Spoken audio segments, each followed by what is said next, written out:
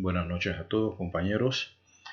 Este es mi primer video tutorial que voy a desarrollar para la clase del seminario de realización de videos para aprendizaje en entornos virtuales.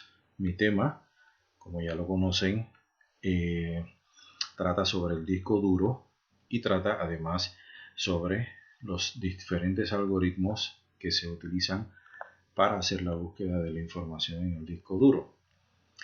Vamos a explicar en primera instancia algunos de las partes tanto internas como externas del disco duro brevemente, porque la clase se centra principalmente en lo que son los algoritmos de búsqueda, pero siempre es bueno tener el concepto de dónde se almacena la información de manera permanente. Para esto me he valido de algunas imágenes y algunos archivos que voy a abrir aquí. Por ejemplo, aquí tenemos lo que es más bien la estructura del disco duro. Tenemos un brazo, ¿verdad? Un brazo electromecánico. A través de este cable plano que está aquí van llegando las señales que lo mueven de una cara a otra. Tenemos el cabezal de lectura-escritura, que es donde se lee y se escribe la información, se recupera y se almacena respectivamente. Lo que es el disco en sí, los ejes donde están situados. Esta es una imagen de más o menos cómo se pueden estar guardando los archivos. Realmente no es así, pero para mostrar un ejemplo, pues se hace de esta forma.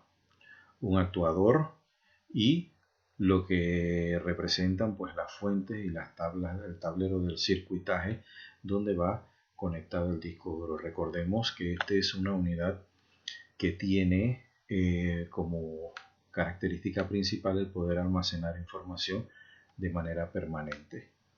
Vamos entonces a ver lo que son los algoritmos de disco. ¿Qué son los algoritmos de disco? Como sabemos, un algoritmo es un programa en el que se van a ejecutar las instrucciones una a una hasta llegar al final. Los algoritmos de disco no son más que algoritmos que ubican la información dentro del disco duro y lo traen a la memoria.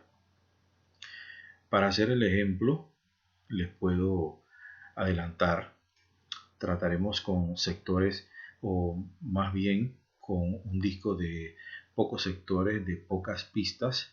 No es la realidad en este momento, pero nos vamos a imaginar, ¿verdad? Para efectos de ejemplos, que vamos a ilustrar un disco que tenga 200 pistas, o sea, de la pista 0 a la pista 199.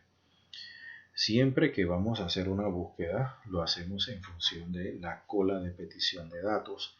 La cola de petición de datos, por ejemplo, estos datos que vemos aquí, que le estamos pasando el cursor por encima, significa que los trozos de archivo están en la pista 98, 183, 37, 122 y así sucesivamente hasta el 67.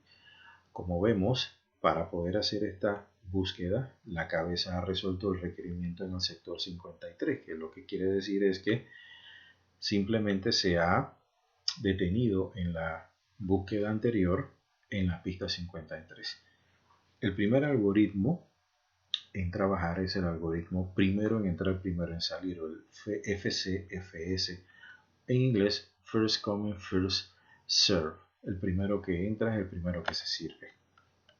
Si resolvemos que la cola de petición de datos va de la 98, 183 y así sucesivamente hasta la 67, comenzando en la pista 53, como lo vimos aquí a partir de la última búsqueda, vemos cómo el algoritmo funciona pasando en ese mismo orden de pista en pista hasta recoger toda la información en cada una de las trazas que le corresponden. Aquí llegamos al sector 65, y luego a la pista 67. Pista 65, pista 67. Hacemos una sumatoria y vemos que las pistas que se han recorrido son 640. Vamos al segundo algoritmo. El algoritmo Short Seek Time First es el tiempo de búsqueda más corto. Aquí el algoritmo resuelve a partir de la pista 53 atender los requerimientos que estén más cercanos. Como vemos, el 65 está más cerca del 53 que el 37, solamente por una unidad, de manera que se atiende el requerimiento que está en la pista 65, y así sucesivamente. Luego a la 67, 37 atiende la 14, va al 98, 122, 124 y termina en 186, 183. Como vemos, este algoritmo ha recorrido 236 pistas para armar un archivo, y el algoritmo anterior lo ha hecho con 640 pistas. Otro algoritmo es el algoritmo SCAN, que resuelve hacia su izquierda. A partir del 53 vamos resolviendo hacia la izquierda. Esto tiene la particularidad que llega al extremo del disco y comienza a servir a todos sus requerimientos que están a la derecha. Vemos que las mismas pistas se recorren, son 236. Continuamos con el look, que lo que hace es atender en una forma parecida al scan, por eso aquí podemos apreciar que dice versión de scan. Simplemente que el vaso va tan lejos en cada dirección como el último requerimiento, de manera tal que si el último requerimiento es 14, inmediatamente comienza a atender a los de la derecha para llegar hasta el 183. Vemos que 208 pistas se han recorrido. Continuamos y vamos a ver el C-Scan. El C-Scan, a diferencia del scan, comienza entonces de manera circular, pero a atender hacia la derecha. Comienza a atender hacia la derecha, llega a la pista 183, llega hasta el extremo del disco y luego hace un salto hasta el otro extremo para comenzar a atender 14 y 37.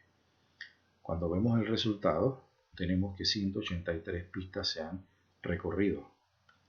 Y por último el C-Look, que es una versión mejorada igual del C-Scan, que lo hace exactamente igual, pero atendiendo hacia la derecha, no necesariamente llega hasta el extremo del disco y salta al otro extremo hasta el requerimiento, no al otro extremo del disco, y comienza a atender. Vemos que en ese paso nos ahorramos 30 pistas más. Entonces, bien, ¿cómo sabemos qué algoritmo está implementando el sistema operativo? Dependiendo del ambiente. Si es un ambiente de tiempo compartido, si es un ambiente en el que se tienen que atender requerimientos de cada uno de los usuarios, entonces el disco resolverá e implementar a través del sistema operativo alguno de los algoritmos más eficientes. Si es un ambiente de monousuario, por supuesto que solamente tendremos la tarea única, por así decirlo, de un solo usuario, y no hay problema si se implementa el archivo first come, first serve. Si es un ambiente de tiempo compartido, digamos que estamos trabajando en la banca, entonces hay que atender un sinnúmero de usuarios, lo cual es altamente conveniente que el disco resuelva de manera tal que pueda atender a cada uno de los usuarios. La elección de cuál va a ser el algoritmo que se va a implementar, la elección la tiene el sistema operativo de acuerdo a lo que esté en el ambiente. Espero que les haya servido y nos vemos en una próxima ocasión. Gracias.